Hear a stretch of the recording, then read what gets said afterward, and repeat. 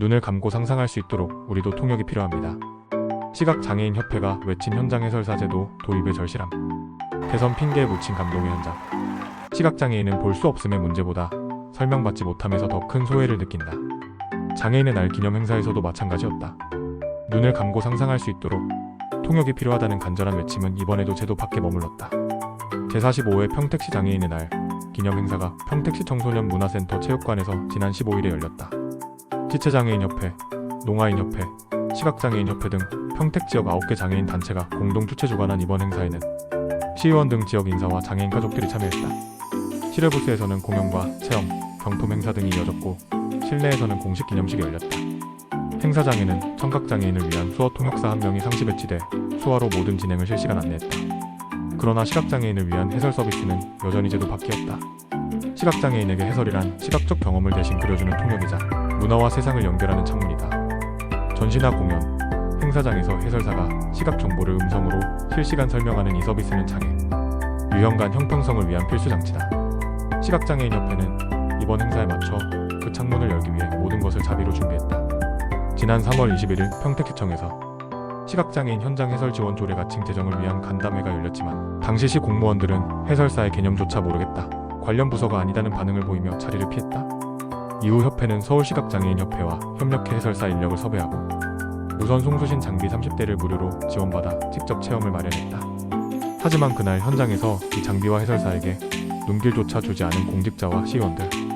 이들은 협회의 요청에 대선 기간 중 특정 단체의 체험기기를 쓰는 게 선거법 위반 소지가 있을 수 있다는 모호한 이유로 참여를 피했다.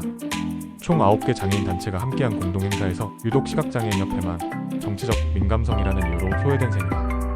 이에 대해 양순자 평택시점자협회 센터장은 시각장애인이 행사의 의미를 느끼려면 이미지를 대신 전달해주는 해설사가 반드시 필요하다. 준비하는 데 많은 노력이 들었는데 외면당해 안타깝다고 말했다.